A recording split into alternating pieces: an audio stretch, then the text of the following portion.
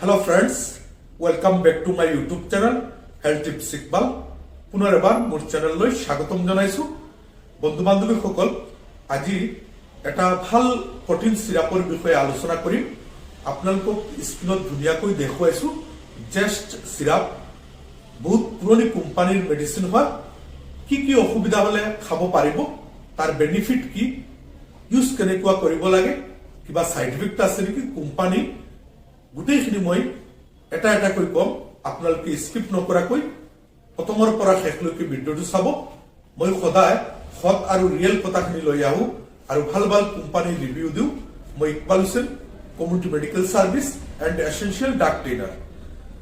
বন্ধু বান্ধৱীসকল, Zest syrup বহুত পুৰণি কোম্পানী, ভাল কোম্পানী DWD কোম্পানীয়ে বনাইছে আৰু এটা বটলত 200 ml আছে আৰু তাৰ মূল্য হ'ল 146 টকা।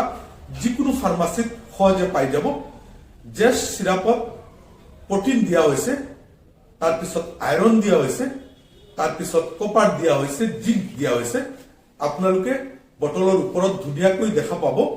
আৰু এই ঔষধটো বহুত ভাল এফিকেসি হয়, বহুত দিনৰ পৰা মাৰ্কেটত চলি আছে। এই ঔষধটো খালে যিসকলৰ শৰীৰটো দুৰ্বল হৈ গৈছে, বহাৰ পৰা উঠিলে মূৰ ঘূৰণি হোৱা, বা কেতিয়াবা এনেকুৱা লাগে কাম কৰোঁতে ভাগৰ লাগে, এলাহ লাগে, কাম কৰোঁতে ইচ্ছা নকৰে, সেই সকল ব্যক্তিয়ে জেষ্ট সিৰাপ খাব পাৰিব। প্ৰটিন আমাৰ সকলোৰ কাৰণে দৰকাৰী। প্ৰটিন ভিটামিনে আমাৰ মাংসপেশীবিলাকক ডেভেলপ কৰে, অৰ্থাৎ বৃদ্ধি কৰে। যিসকলে শাৰীৰিক পৰিশ্ৰম অতি বেছিকৈ কৰে বা সময়মতে পুষ্টিকৰ খাদ্য নাখায়, ভিটামিন জাতীয় খাদ্য নাখায়, সেইসকলে এই জেষ্ট সিৰাপ খাব পাৰিব। বহুত ভাল ৰিজাল্ট। লাহে লাহে ওজন বাঢ়িব, দুৰ্বলতা আঁতৰি থাকিব আৰু মাংসপেশীবিলাক শক্তিশালী হ'ব। যিসকলৰ নাৰ্ভৰ সমস্যা আছে, ভৰিবিলাকত হাতবিলাকত কামুৰি থাকে, জিন জিন কৰি থাকে, কেতিয়াবা বহাৰ পৰা উঠিলে এনেকুৱা লাগে যে ভৰিবিলাকত শক্তি নাপাওঁ, বা কেতিয়াবা এনেকুৱা লাগে কিবা হাতেৰে ললে হাতত শক্তি নাপাওঁ, সেই সকল ব্যক্তিও জেষ্ট সিৰাপ খাব পাৰিব।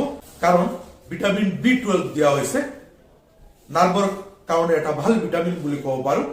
যিসকলৰ তেজ কমি গৈছে, আয়ৰন ডেফিচিয়েন্সি এনিমিয়া হৈছে, বা কেতিয়াবা ভিটামিন B12 ডেফিচিয়েন্সি এনিমিয়া হয়, সেই সকল ব্যক্তিও এই ঔষধটো খাব পাৰিব।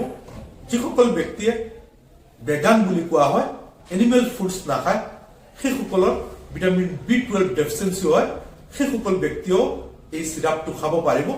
তেজ কমি যোৱাৰ ফলত কেতিয়াবা বহাৰ পৰা উঠিলে মূৰ ঘূৰণি হয়, ভাগৰ লাগে, এনেকুৱা লাগে অশান্তিৰ ভাৱ হৈ যায়, কাম কৰোঁতে ইচ্ছা নাযায়, সেইসকল ব্যক্তিও এই ঔষধটো খাব পাৰিব।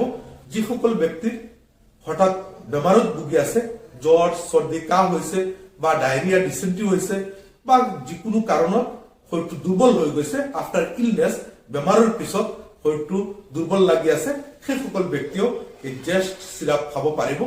জেষ্ট সিৰাপ এক কথাত গলে যিকোনো কাৰণত দুৰ্বলতা অনুভৱ কৰিছে, মূৰ ঘূৰণি হৈছে, কঁকালত বিষ কৰি আছে, শৰীৰৰ মাংসপেশীত বিষ কৰি আছে, ভৰিবিলাকত বিষ কৰি আছে, জিন জিন কৰি আছে, খোৱাৰ ৰুচি নাই, টোপনি ভালকৈ নহয়, কাম কৰোঁতে ইচ্ছা নাযায়, ভাল নালাগে, সেই সকল ব্যক্তিও এই ঔষধটো খাব পাৰিব। জেষ্ট সিৰাপ ডায়েবেটিছ থকা ৰোগীসকলে নাখাব, চুগাৰ ফ্ৰী নহয়।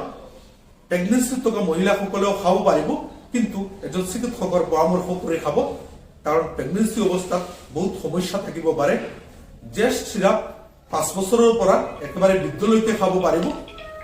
জেষ্ট সিৰাপ খোৱাৰ আগতে এজন চিকিৎসকৰ পৰামৰ্শ কৰি খাব, নহলে এজন ডায়েটিচিয়ানৰ পৰামৰ্শ কৰি খাব, নহলে এজন ফাৰ্মাচিষ্টৰ পৰামৰ্শ কৰি খাব। নিজে নিজে নাখাব, কাৰণ বেলেগ বেমাৰ থাকিব পাৰে। জেষ্ট সিৰাপ 5 বছৰৰ পৰা 10 বছৰলৈকে 5 ml ডেইলি এবাৰকৈ খাব, 10 বছৰৰ পৰা 20 বছৰলৈকে 10 ml কৈ দুবাৰ খাব, আৰু 20 বছৰৰ পৰা বৃদ্ধলৈকে কোম্পানীয়ে লিখিছে as directed by the physician, অৰ্থাৎ চিকিৎসকে বেমাৰৰ ওপৰত নিৰ্ভৰ কৰি বয়স অনুপাতে, ওজন অনুপাতে ডোজটো সালসলনি কৰিব পাৰে। কিন্তু একেবাৰে 20 বছৰৰ পৰা বৃদ্ধলৈকে সাধাৰণতে 10 ml কৈ দুবাৰ দিয়া হয় খোৱাৰ পিছে পিছে। জেষ্ট সিৰাপ খোৱাৰ পিছত কেতিয়াবা গেছ হ'ব পাৰে, পেট ফুলি যাব পাৰে, বমিৰ ভাৱ হ'ব পাৰে, বিশেষ কোনো সাইড এফেক্ট দেখা নাযায়, পাৰ্শ্ব প্ৰতিক্ৰিয়া দেখা নাযায়। কেতিয়াবা যদি ভিটামিন খোৱাৰ পিছত এলাৰ্জি হৈছে, শৰীৰত খজুৱতি হৈছে, তেনেহ'লে জেষ্ট চিৰাপ নাখাব, এজন চিকিৎসকৰ পৰামৰ্শ কৰি খাব। জেষ্ট চিৰাপ খোৱাৰ পিছত যদি এলাৰ্জি হয়, শৰীৰত খজুৱতি হয় বা বেলেগ কোনো অসুবিধা পায়, তেনেহ'লে জেষ্ট চিৰাপ খোৱা বন্ধ কৰি দিব আৰু এজন চিকিৎসকৰ পৰামৰ্শ কৰিব। জেষ্ট চিৰাপৰ ৰিভিউ এইখিনি। আশা কৰোঁ আপোনালোকে জেষ্ট চিৰাপৰ বিষয়ে সকলো কথা বুজি পাইছে। যদি মোৰ ভিডিঅ' ভাল লাগে প্লিজ লাইক কৰিব, কমেণ্ট কৰিব আৰু শ্বেয়াৰ কৰিব। আৰু যদি নতুন হয় তেনেহ'লে ছাবস্ক্ৰাইব কৰিব আৰু বেল বাটন প্ৰেছ কৰি ৰাখিব, তেতিয়াহ'লে নতুন ভিডিঅ' আপলোড কৰিলে সোনকালে পাই যাব। সকলো ভালে থাকক, ধন্যবাদ।